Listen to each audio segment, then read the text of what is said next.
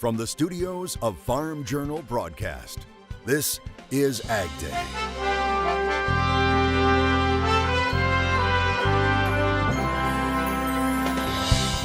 Coming up on AgDay, new hope for people suffering from Alzheimer's by attacking the disease where it begins. You hate seeing your farm like this. Trying to find a new normal when it comes to farming in a flood zone. Our AgDay planning tour rolls into Nebraska. Plus, it appears all is not lost in trade talks with China. AgDay, presented by the all-new Chevy Silverado, the strongest, most advanced Silverado ever. Good morning, I'm Clinton Griffiths. China says its top economic czar will arrive for talks in Washington tomorrow. It's raising hopes the two sides can find a compromise, despite President Trump announcing on Twitter he will raise import taxes on Chinese goods to 25%. Here's the latest. Chinese officials announcing Vice Premier Liu He will join a delegation traveling for talks tomorrow and Friday. CNBC reporting the tariff increase will go into effect at 12:01 a.m. on Friday. But Treasury Secretary Steven Mnuchin says the U.S. would reconsider the increase if talks get back on track. Mnuchin said U.S. trade officials saw a change in the tone of the talks between the two sides over the weekend, saying China was pulling back from some previous commitments that could have changed the deal significantly. On Tuesday, commodity markets reacting positively to the news that talks will continue. Most of the major grains and livestock futures returning to green during Tuesday's trade. That wasn't true for all financials. The Dow facing triple-digit losses during the session, while oil prices continue to slide. And on Monday, mainland China stock exchanges posted their biggest single-day decline since 2016. Now, trade between the U.S. and China is down roughly $25 billion from February of 2018 to February of this year. U.S. exports, they're down 21%. Frustration over progress on trade, a major factor in falling farmer sentiments. The latest Ag Economy Barometer is out from Purdue University and the CME. The barometer plummeting in April to 115. That's an 18-point drop from March. The fall driven by worsening perceptions of both current and future economic conditions. Trade tensions, really a big reason. Fewer than a third of respondents expect to see the dispute resolved quickly. This month's Ag Economy Barometer actually plummeted to a reading of 115 compared to 133 a month earlier. And that decline was really one of the largest declines we've seen since we've been collecting data. In fact, over the period going back to 2015 when we started the Ag Economy Barometer survey, this was the fourth largest one-month decline we've seen in the life of the survey. Also weighing heavily on the minds of producers right now, just getting a crop in. Take a look at this map. What you see in red are the states that are more than 20% behind the 5-year average when it comes to corn. The numbers coming from the latest USDA crop progress report. Ohio, less than 2% planted right now. Northwestern counties of the state still have standing water from the excess amount of rain. Some farmers saying they won't start to plant anytime soon. I would say it's going to be at least 10 days for this ground. If it was a little warmer, the ground temperature was warmer, it would dry out quicker. But our problem is, in our type of soils here in northern Ohio, it goes from wet to dry in about 3 days, and it'll only plant nice 2 days. The I-80 Planting Tour, brought to you by the Enlist Weed Control System. More weed control, less drift and volatility, maximum yield potential. Nebraska also behind in planting, usually at 47% planted when it comes to corn. Right now, it's 35%. But there are portions of the state that may not be planted at all this year. AgDay's Betsy Gibbon picks up again on the I-80 planting tour by heading to Hooper, Nebraska. And all that water came down here. Take a drive with Derek Holtfelker on some rural roads. The one where it got really bad was this field right down here.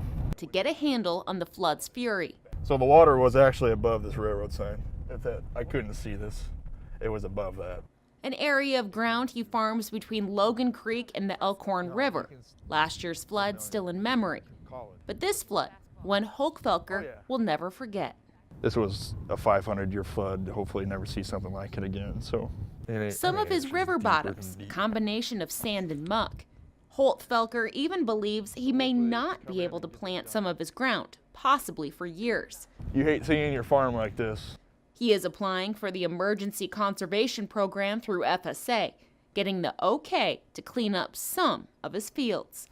Now he's hoping of possibly receiving some sort of help to deal with the loss. What's going to happen is, I don't know, we got to haul this sand off because it's on, you can't push it back in, you know. It's a wait both due to FSA and Mother Nature. I'm guessing at least a month, if not even longer than that. Who knows what it's going to be like underneath of it. The delay may even stall what's planted. This would have been beans last year, and then we had to replant beans because it flooded last year. And so it's probably going to be corn this year. For now, he drives looking at the damage done, And all that water came down here. hoping existing conditions change. Reporting in Hooper, Nebraska, I'm Betsy Gibbon. And Nebraska isn't alone in continuing to deal with floodwaters. Meteorologist Cindy Clausen shows us today's crop comments. Cindy. Well, Clinton, flooding issues continue along the Mississippi River. Brian Steinhoff of St. Charles, Missouri, sharing this picture of what he's trying to do to keep the floodwaters out of his fields. Experts warn the flooding on the Mississippi could stretch into June. Well, let's take a look at your wind speed forecast for the day, and we are going to be seeing some fairly breezy conditions up towards the Great Lakes area into much of the Corn Belt, upper Midwest, also down towards the southern plains and Four Corners region. It's been kind of windy there over the past couple of months. As you look into your Wednesday afternoon, we're going to be seeing windy conditions pretty much the same areas, a lot of in the Intermountain West as well. Overnight, we really focus those winds more into the plains and into the Great Lakes area, and through the day on Thursday, we see those winds picking up once again into the northeast, again stretching through the Great Lakes and into the upper Midwest and in parts of the West as well. I'll have your national forecast coming up, but for now, here are some hometown temps. Introducing Farm Journal TV, on demand 24/7. AgDay, Machinery Pete TV. U.S. Farm Report on your phone and tablet. Download the Farm Journal TV mobile app today. All right, thanks, Cindy. African swine fever now in South Africa. The country's ag ministry reporting 2 outbreaks were detected last month. They were found in the central province of Gauteng. That's home to the city of Johannesburg and a northern province. The ASF virus has been spreading throughout parts of Europe and Asia in the past year, causing major losses to the world's largest hog herd in China. And the head of Tyson Foods is warning the threat is real, that African swine fever could enter the U.S. Noel White spoke in grave terms during a conference call about the risk that the disease could spread to U.S. pig farms. White saying, quote, "I do think there is a distinct possibility it could come to the United States." One of the leading wheat producing states going its own way. The North Dakota Grain Growers Association announcing it's leaving the National Association of Wheat Growers. The two groups have been in a partnership since 1977, but North Dakota grain growers saying in a release that in recent years it's seen a decline in support for issues specifically affecting North Dakota. It says that leaders believe they're no longer seeing an adequate return on investment. The contract is due to expire June 30th. All right, we'll look at the recent wheat tour and talk about the challenges for markets, plus meet a man who never thought Alzheimer's would happen to him. I think it was, this is not going to happen to me. And as time went by, it was happening to me, and I knew that. But a new clinical trial could help. Details on Ag for Your Health. Closed captioning is brought to you by BASF. Grow smart with BASF. We create chemistry.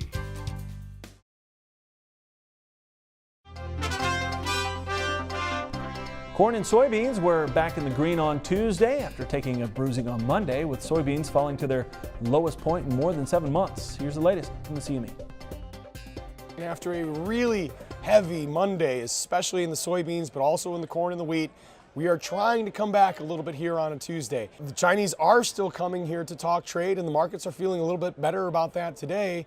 And now we know with this running clock that maybe there is more motivation to get something done. So we are bouncing back a little bit here in the grains.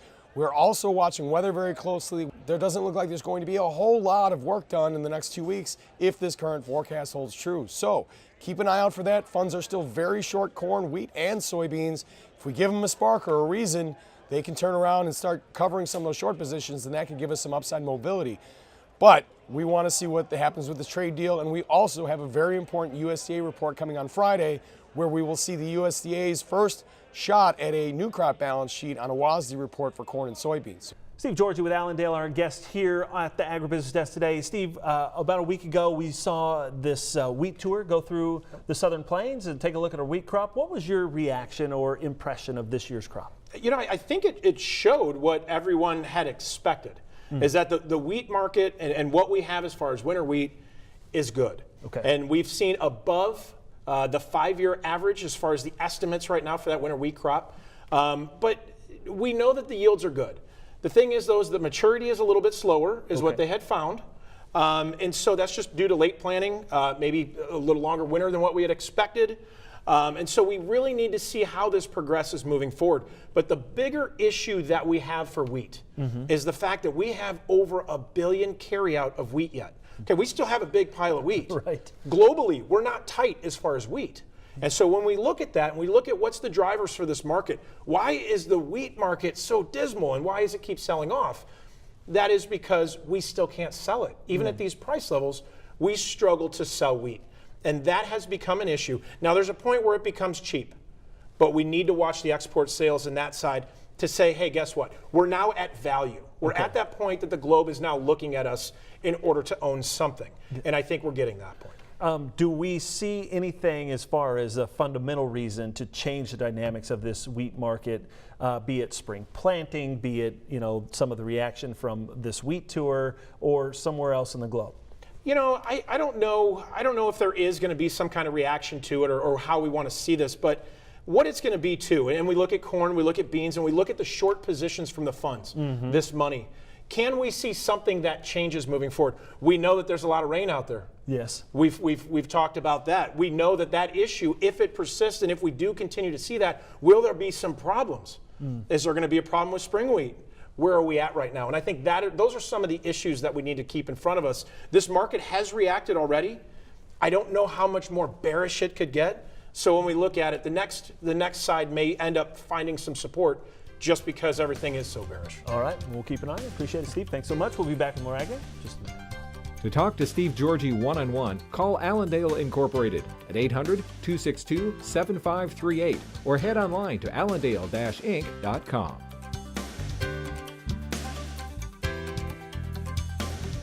Closed captioning is brought to you by BASF. Grow smart with BASF. We create chemistry.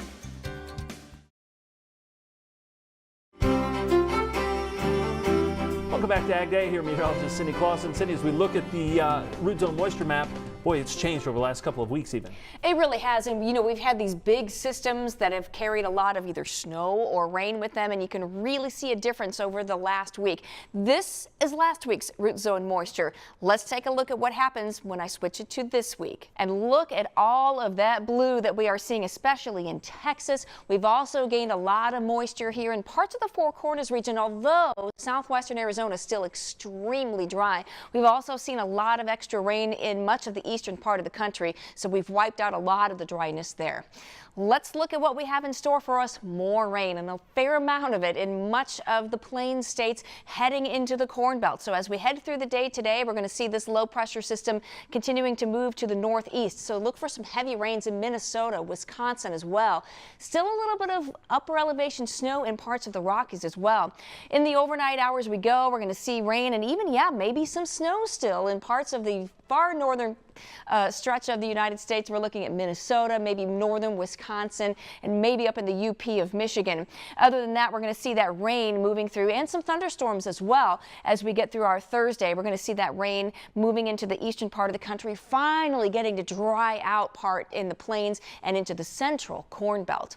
Looking at that precipitation, this is the past 24 hours, just the estimate from our model. And you can see, especially as you get into Kansas, Oklahoma, even Texas, a lot of heavy rain, and you add on the next 24 hours, and we're looking at a bunch of rain here in parts of Texas and into Arkansas, Louisiana, you name it, over towards Memphis and even into Mississippi, all the way up into Wisconsin. As far as snowfall, mainly over into the Rockies, and you can see some of that into the far northern stretches of the U.S.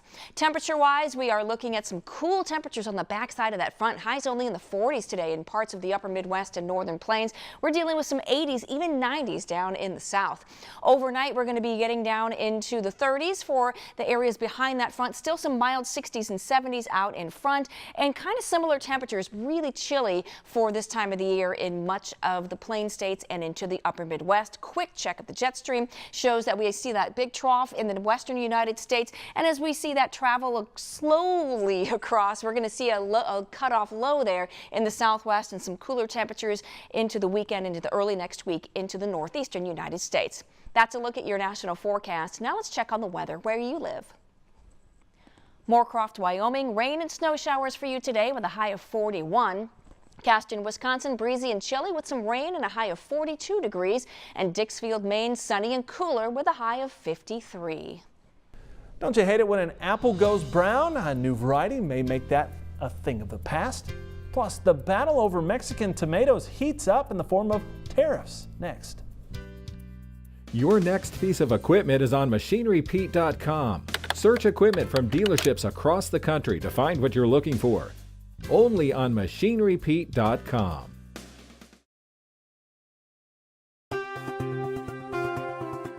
The U.S. is now imposing a 17.5% tariff on Mexican tomato imports.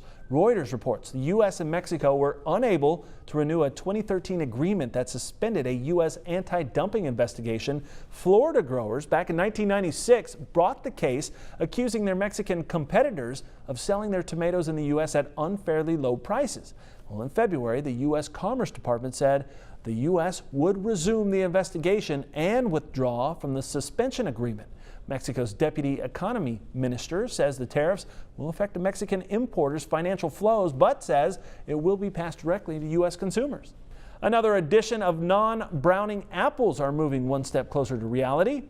O'Canigan's Specialty Fruit's newest non-browning Arctic apple variety, the Arctic Fuji, recently completed the voluntary review process with the FDA. Arctic Fujis are the third apple variety OSF has been approved to grow. The others, the Arctic Golden and Arctic Granny apples. Now, the company says through biotechnology, the enzyme in Arctic apples responsible for browning is turned off.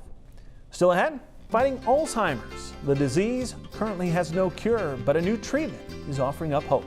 Details next. Join Andrew McRae for Farming the Countryside, a farmer-focused podcast that is all about production agriculture. Farming the Countryside is available wherever you listen to your favorite podcast and is brought to you by Nutrien Ag Solutions, the world's largest provider of crop inputs and services.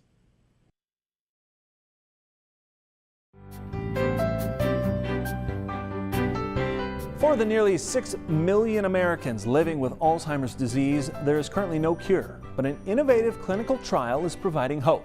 It could potentially allow doctors to treat the disease right at the source of the problem. Barb Consiglio has details in this report provided by the Ohio State Wexner Medical Center. All right, very good. Let's do it. Let's do it.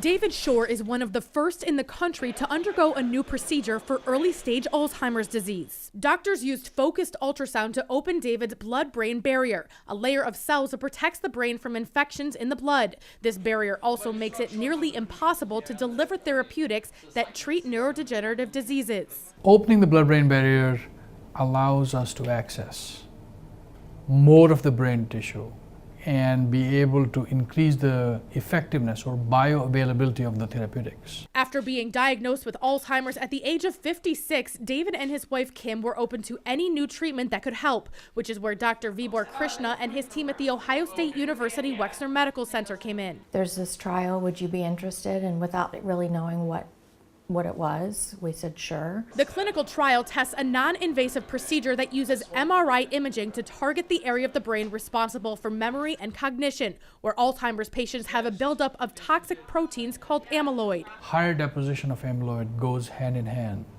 with loss of function in Alzheimer's disease. Ultrasound waves are delivered through thousands of elements on a helmet-like device. The wave pulses cause microscopic bubbles to expand and contract. First treatment, David. Here we go.